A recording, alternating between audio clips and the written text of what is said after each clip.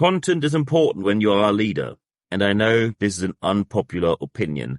Many people mix up or pretty much exchange their self-confidence with substantial knowledge. And as we all know, self-confidence is not substantial knowledge. However, in today's leadership world, people often ask for quick responses, and the demands for you as a leader become higher day by day. At the same time, the situations you have to face become more and more complex. And on top of all of that, you will have a lack of talent on the market, a lack of qualified skill, even a lack of people available to work for you. And all of that must be dealt with at the same time. The quicker, the better. We today have to talk about how do we handle this situation and why is it more than ever important to have proper content, substantial knowledge over just having self-confidence and pretending that your leadership is just based on you thinking that anything you say is automatically the truth. So first, why are quick answers so tempting for many leaders? Leaders often tend to make a quick decision and they think when you are decisive, you are a good leader. And in certain situations, for example, in case of emergency, quick decisions might be helpful when someone says, oh, the server room's on fire. And you say, well, why not just form a task force and meet next week? Might not be the best answer for that situation. However, in most situations, very quick decisions might be demanded. But most likely when you make a quick decision, you will not have made the best decision for yourself, for your team, for your department, your organization, most likely for the whole corporation, depending on how far your decisions are reaching out. I give you a couple of examples where you see how risky quick decisions are. Let's say the question is, should we have smartphones in the workspace? So let's say you have a workforce, and I'm not defining it more thoroughly here at the moment, because you most likely now have when I tell you smartphone at the work desk and someone is distracted, not working properly, or when I say smartphone in the workforce and they don't do the work, what kind of picture do you have in mind? And most people say, well, young people are way too much bound to their smartphones, aren't they? And yes, of course, young people have smartphones. However, when you look in today's workforce, no matter where you work and in what industry you work, you see smartphones all over the place, from the age 16 to 66, all over the place. Anyone has a smartphone. And certain people are too distracted. And of course, now some people say, well, Niels, that's an easy decision. When people are distracted, you simply say, it's now forbidden. You simply say, when you arrive at work, there's a certain locker where you have to put your smartphone in the morning and you cannot take it out before work is done. Yeah, you could do that. That's a typical quick decision, by the way, where leaders think they have done the right thing. Do you think that your employment now became more attractive? Do you think that people now believe you when you say that you trust employees? Do you think that people who were not distracted by their smartphone are now prone to work harder for you?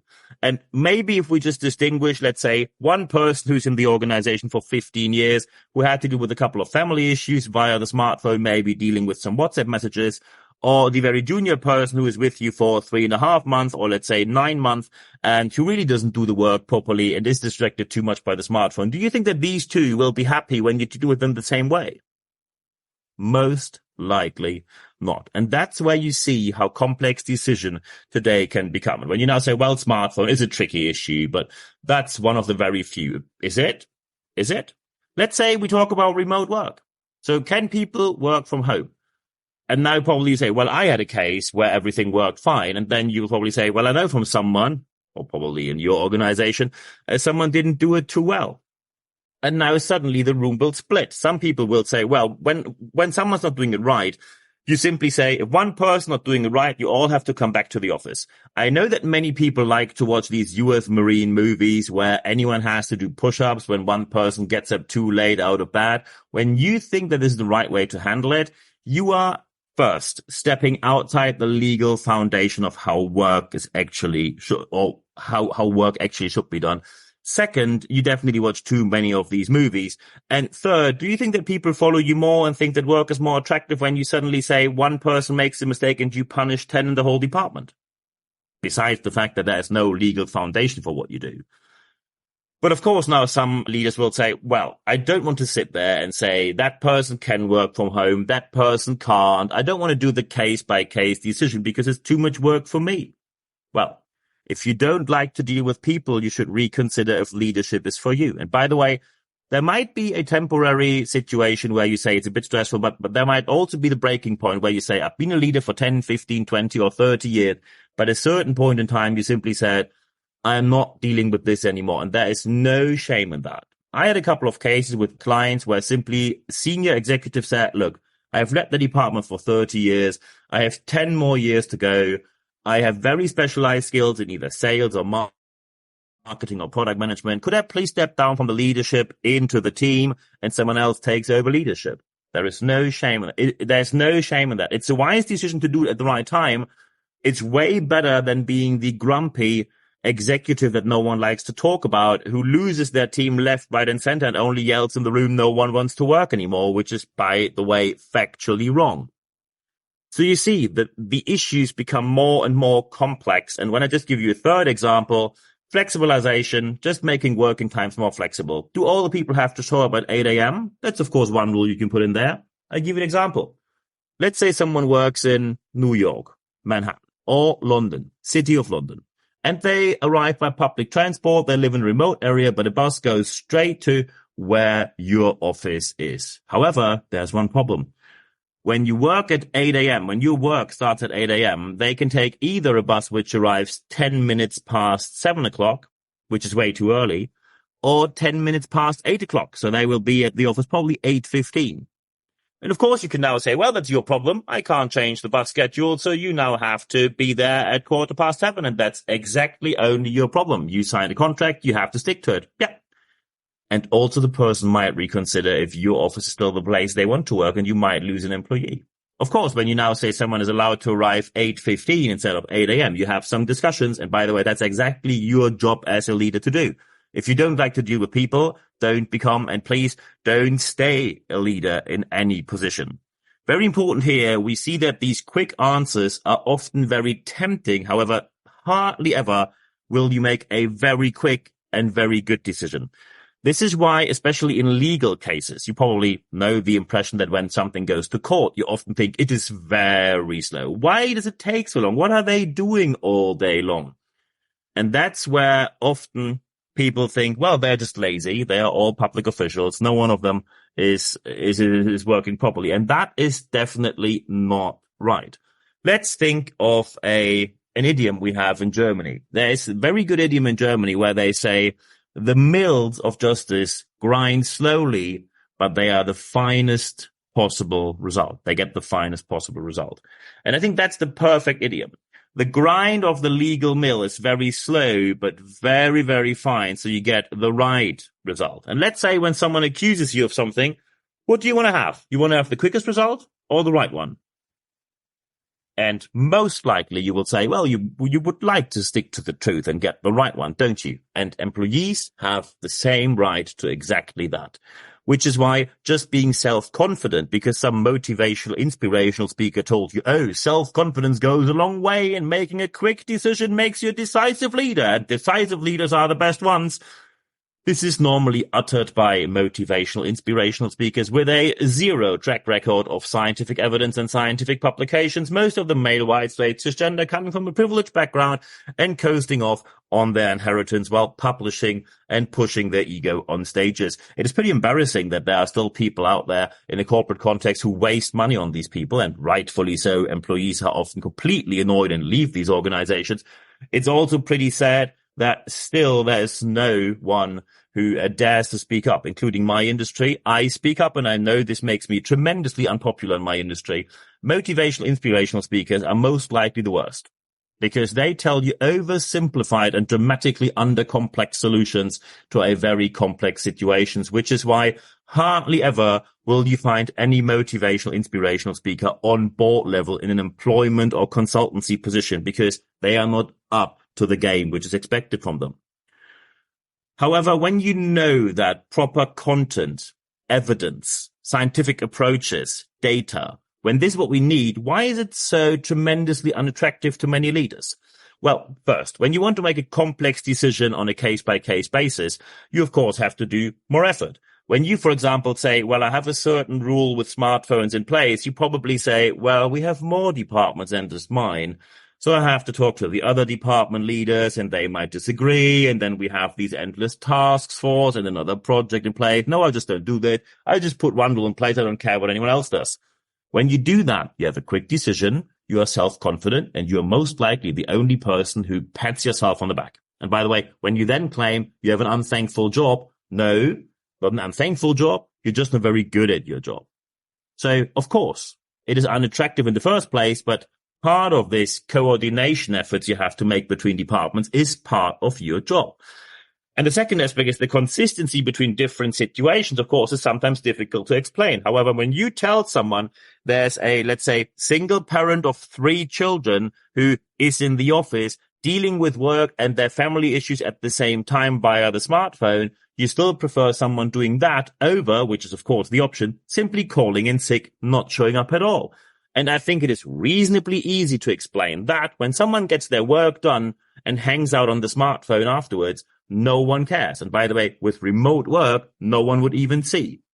And if you then say, well, we have a trainee who's not up to the job, who's not doing their job properly, and they are not completing the work in the agreed time, and they are hanging out on their smartphone, then it's a pretty easy bridge to build where you simply say, look, this is the situation where someone has a situation of emergency, but they still do their job. And this is a different situation where someone is just, let's put it in polite words, not very well organized. Let's put it that way. But the consistency has to be explained, and that, again, is your job. The third one, of course, is the handling of situational leadership. Situative leadership means that in certain situations, sometimes you say yes, and in a remarkably similar situation, you probably say no. I give you an example. Someone says, can I have a Friday off? And they ask you on a Thursday afternoon. And maybe next week someone says yes, and the week after you say no. And the reason might be remarkably simple. When someone did a lot of over hours, really went the extra mile for the organization, you probably happily say yes. When someone says, oh, last week someone got a Friday off, can I have a Friday off as well? But that employee always leaves on time, never goes the extra mile, and there is work left to do, then you probably say no, and this can be explained. However, situative leadership means extra effort for you. If you always want to go down the route of simple decisions, you shouldn't be surprised that people prefer to work somewhere else. And especially in today's times when you think you are already in the dramatic situations of talent shortage, the worst is yet to come. In the next 5 to 10 years, we have 5 to 10%, depending on where you work, 5 to 10% less birth in that year entering the job market. So the most challenging times are yet ahead of us. So why is it that only scientific evidence, data, proper content can help us, and no esoterical, motivational, inspirational chumbawamba will ever get you anywhere? Well, first, you need to have certain effort for research. However, when then someone asks you, how did you get to that conclusion? You have proof. I know that reading scientific evidence is not a comic strip, and it might be reasonably challenging, especially when you do it after work or when you even do it during work. To focus on that might be challenging. However, there are different ways how to get to scientific evidence. You can have training or coaching or consultancy in the house or in-house or externally done and delivered to get to that point of data. It is very important that you do the research, and that is always step number one. Once you have the research and someone challenges you, I give you a very simple reason.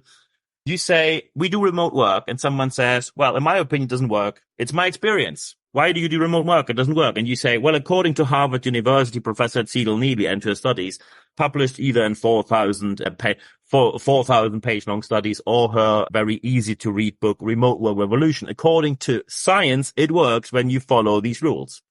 No one can challenge that, except when they have to have done a better study. And let's just put it that way, it is highly unlikely that they pull out a better study when you've done your research properly. And by the way, research means science, not a YouTube channel, not a half-baked opinion of a motivational speaker, and not the inspirational, motivational one-liner that you found on your calendar in the morning. Second aspect, when you have change, we all know that the workspace is changing quicker than ever, and it will stay like that for the foreseeable future. It means you're never done. You never will have the situation where you simply say, it's daily business, I show up, and it all is just going by itself. By the way, if we ever reach that position, people will very quickly question why they need you as a leader. So you might be happy about certain change because then they still need you. If you have done your work properly on a scientific level, and by the way, you do not have to, you do not necessarily need a scientific degree. There are scientific degrees, there are certificates, there are courses, trainings, coaching. There are many ways how to approach science, including published articles in newspapers when you read the right one. When you do that effort, you are always up to the game. You always have the best offer and the best workspace. You always will have the most modern solution on the market. And especially in times of talent shortage and workforce shortage, where do you think people prefer to go? A so-called traditional, meaning backward-facing, very conservative, meaning science-denying, progress-denying organization, or a probably open-minded modern one where scientific evidence leads the way to a better workforce and to a better workspace situation? Where do you think people will choose to go? And then we come straight to the third aspect. The third aspect is this positive work you will do when you have proper content and substantial knowledge and instead of just having self-confidence.